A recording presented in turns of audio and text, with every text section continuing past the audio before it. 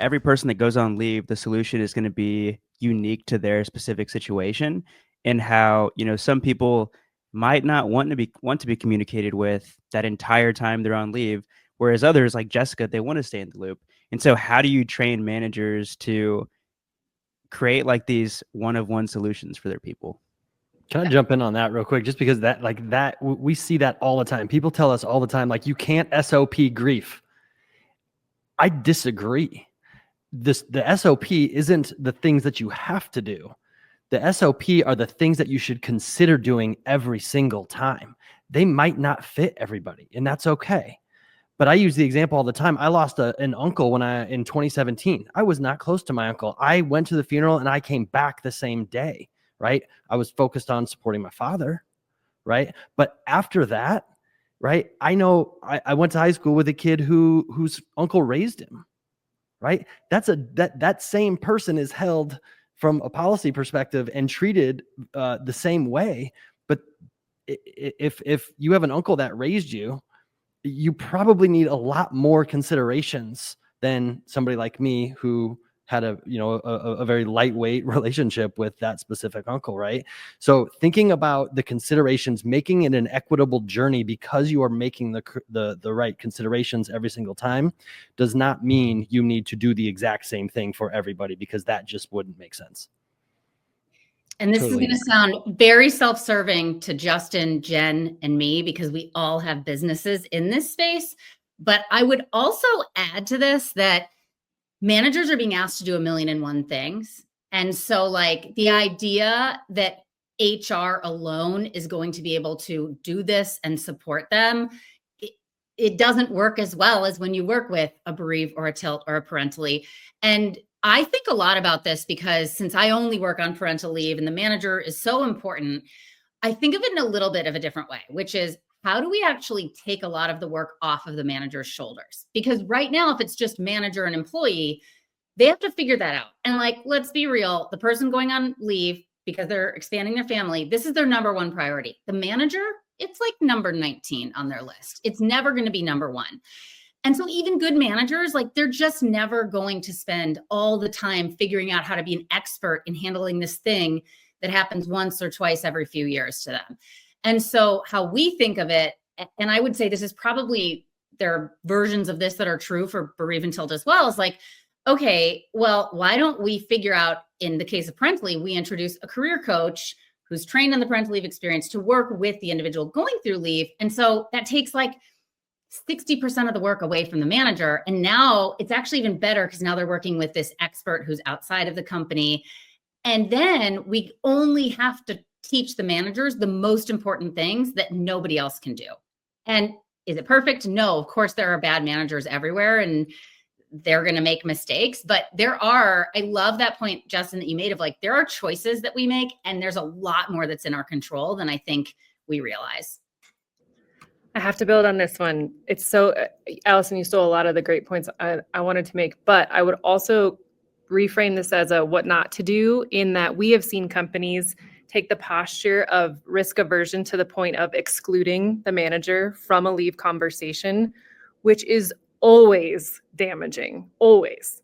And we get it, right? HR is trying to insulate the potential talking out of turn or communicating incorrect information, or worst case scenario, doing something illegally through the navigation of a leave. However, removing that people leader sends such a powerful detrimental message to that employee, and cutting that out quite literally and going straight to HR immediately reads unintentionally as a punitive, as a inconvenience, as a you get sidelined. It's just, we've never seen that go well. So I would caution on the manager front to all the best practices that have been shared, 100% yes, managers are navigating all of the things. They do not do leave every day. Please don't expect them to know exactly the right thing. Please empower them to say, you know what, I don't know, but I'm going to find out and I'm here to help, before trying to guess what the right thing is. But please think carefully if there's an orientation to exclude managers, because they absolutely play the most powerful role, in our opinion, on a successful leave. so much time is trying to spend figuring out who gets how many days in bereavement based on relationships and trying to figure out this policy, but so little time is actually spent on that employee experience. And there's plenty of awful stories out there, like I mentioned, but I've got actually 3 quick hits that have meant the world to people that we've talked to that cost very little, if anything. 1, assign a buddy to somebody who is coming into the office for the first time since their leave. Just have somebody walk them in from the car, from the parking lot. Canceling the use of a conference room. A woman got some bad news in a conference room, and the executive said nobody books that conference room until she says it's okay when she comes back. And that conference room went unused for months until she gave the go-ahead. And we've got one company that actually sponsored a family to attend a retreat for the loss of a child, families that gather who have lost a child, and a company sponsored that. So back to like, policy does not equal support. The human touch is so critical in helping, and Jessica painted the picture beautifully, but really helping hold people's hand all the way through, as she said, and really seeing the whole person, because it does impact the bottom line. Your P&L is impacted, retention is impacted. Train managers to lead a little bit with empathy and a whole lot of understanding what's available, and that human touch is gonna surface pretty quickly.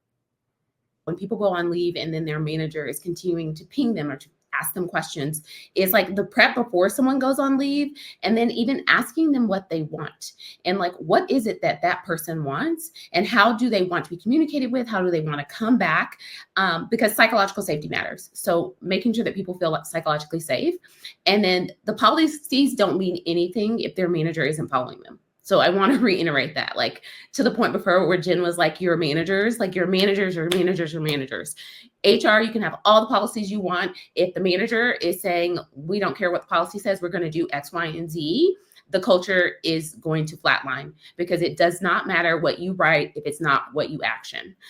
So train your managers and follow up with them on like, what are they actually doing? Because the just one question or like, let me just check in with you, if it doesn't stop, it's going to continue to be a problem. And then projects, like make sure you're reassigning projects, like give the person back what they left. I would have been devastated if I would have come back from parental leave and one of the major projects I was working on was taken away from me.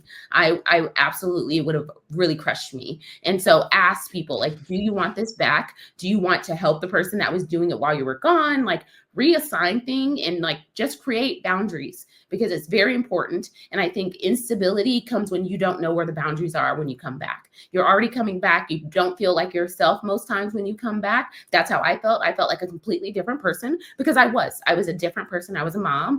I came back with 2 babies. Then I came back with 4 babies. Like, you know, like I was a different person and I needed those boundaries to be clear to me.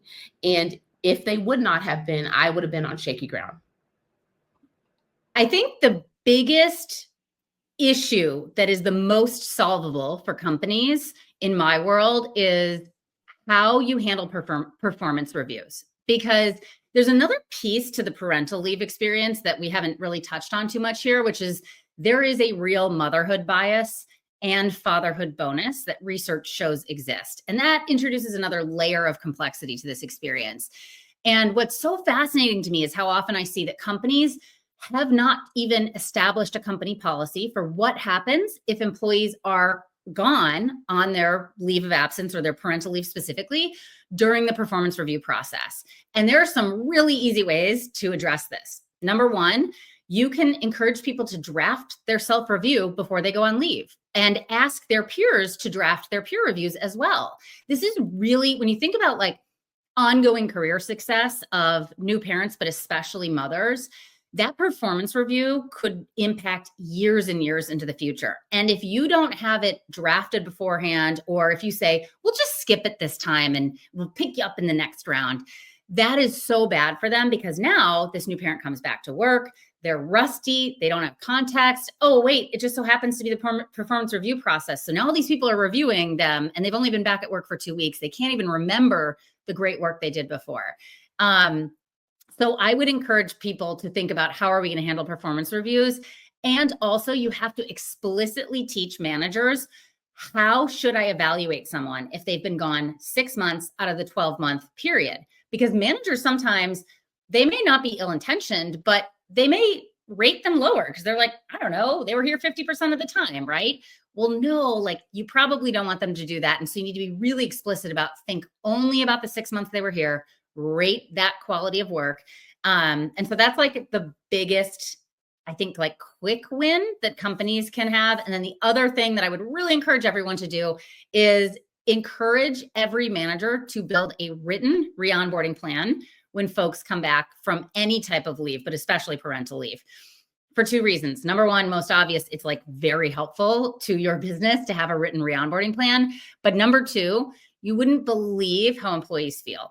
They're like, wow, you thought about this. You took the time to craft this written document to get me up to speed, as opposed to they walk back in like 30% of the time, nobody even knows it's their first day back. And you're like, oh, shoot, yeah, we need to catch you up on this thing. Like that feeling is awful, as opposed to they come back and you have a whole plan in place.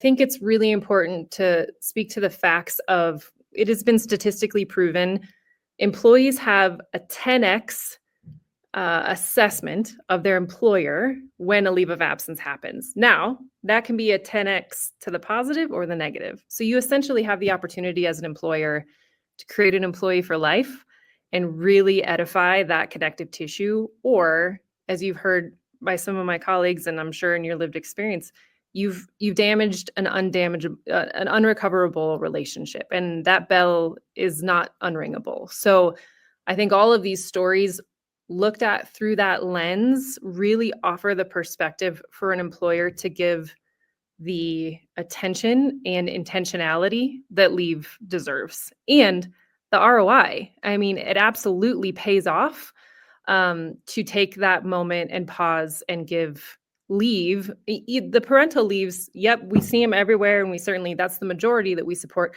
but there's also a whole variety of unexpected, unplanned, incredibly urgent, life-altering experiences that necessitate a leave. That's even more of a pressure cooker for the employer to be 10x better or 10x worse. So I really just encourage the HR and people leaders on the webinar to think about, slowing down, asking the questions, leaning in, and getting really personal when a leave happens.